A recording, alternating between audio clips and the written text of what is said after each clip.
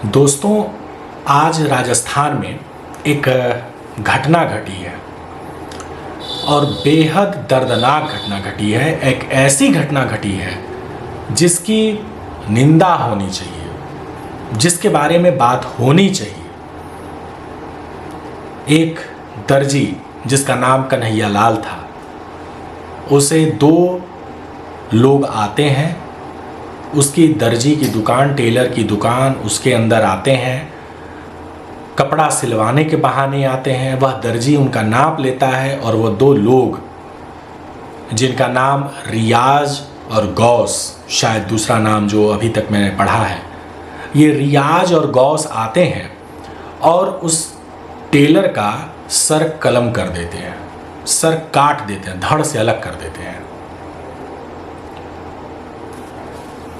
The Hindu मैं पढ़ रहा हूँ और इसमें जो चीज़ें लिखी हुई हैं मैं आपको उसको बता रहा हूँ कि मतलब ये घटना है क्या और किस तरीके से ये एक आतंकवादी घटना है, एक टेररिज्म का काम है ये।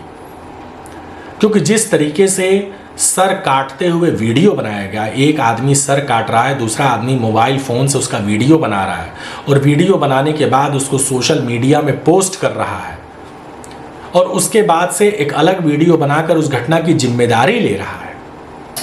यह एक गंभीर कृत्य है, बेहद गंभीर कृत्य है। Tailor beheaded in Udaipur for social media posts. इसकी हेडलाइन दी गई है कि एक टेलर का सर कलम कर दिया गया सोशल मीडिया पोस्ट के लिए। यह हेडलाइन, मैं इससे सहमत नहीं हूं। अब इसमें लिखा है 2 persons beheaded a 40-year-old man in broad daylight at his tailoring shop in market in Rajasthan's Udaipur city on Tuesday after an exchange of a series of inflammatory social media posts in last few days।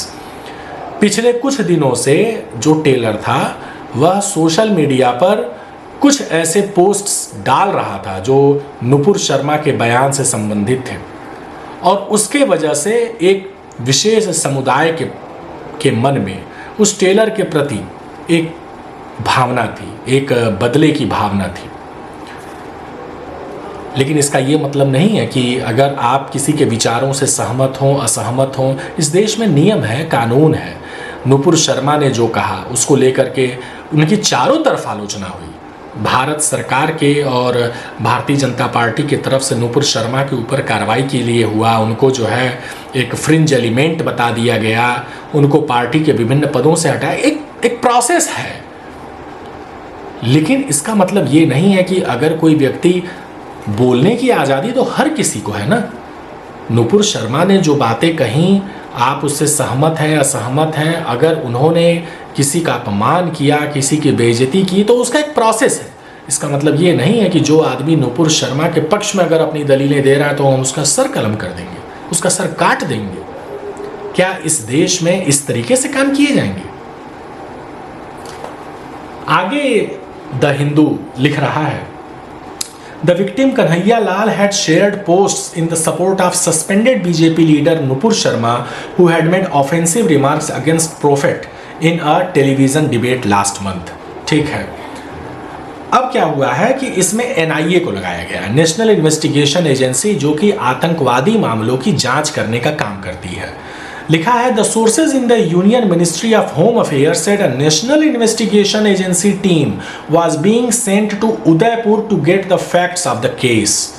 The NIA was likely to take over the probe, treating it as a terror act according to the sources. NIA इस पूरे जांच को कर सकती है और इसको एक बाकायदा आतंकवादी घटना घोषित की जा सकती है और की भी जानी चाहिए, क्योंकि ये जिस तरीके से इस घटना को अंजाम दिया गया है, जिस तरीके से इसका वीडियो बनाया गया है और सोशल मीडिया पर डाला गया है और इस कृत्य की जिम्मेदारी बाकायदा मुस्कुराते हुए ली गई है, यह निश्चित तौर पर एक आतंकवादी घटना है।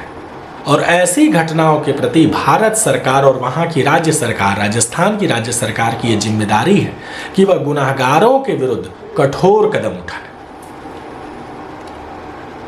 आगे लिखा जाता है, tension prevailed in Udaipur where the markets were closed, curfew was imposed in 7 police station areas of the city. 7 थाना क्षेत्रों में वहां कर्फ्यू लगा दिया गया है।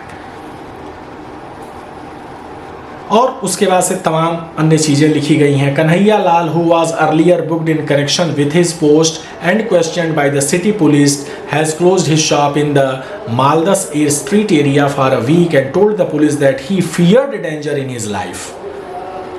कन्हैया लाल, जिन्होंने नुपुर शर्मा के समर्थन में अपनी पोस्ट सोशल मीडिया पर डाली थी, उसके चलते शहर की पुलिस ने उनसे कुछ पूछताछ भी की थी और इसके वजह से इनकी दुकान 1 हफ्ते बंद रही थी।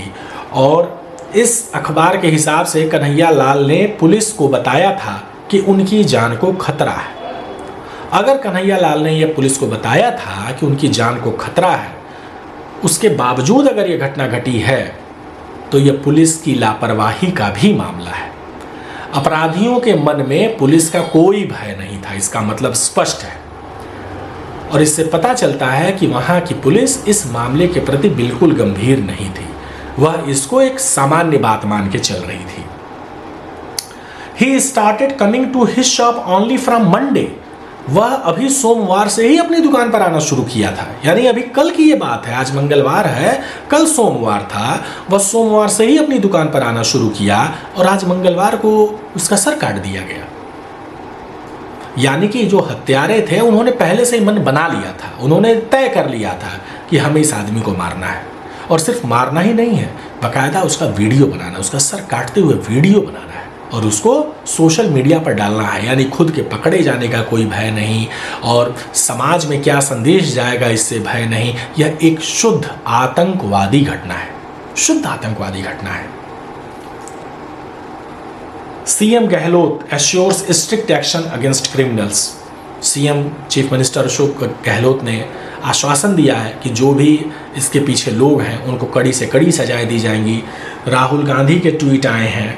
पीएम नरेंद्र मोदी ने शांति बनाए रखने की लोगों से अपील की है, लेकिन राजस्थान सरकार की जो कार्यशैली है, जो चीज़ें हैं, वह संदेह के घेरे में है। ऐसा कैसे हो सकता है कि 2 लोग आएं और इस तरीके से किसी का कत्ल कर दें और उसका वीडियो बना करके वायरल करें, वो भी तब जब वह आदमी या पुलिस से कह रहा है कि उसकी जान को खतरा है।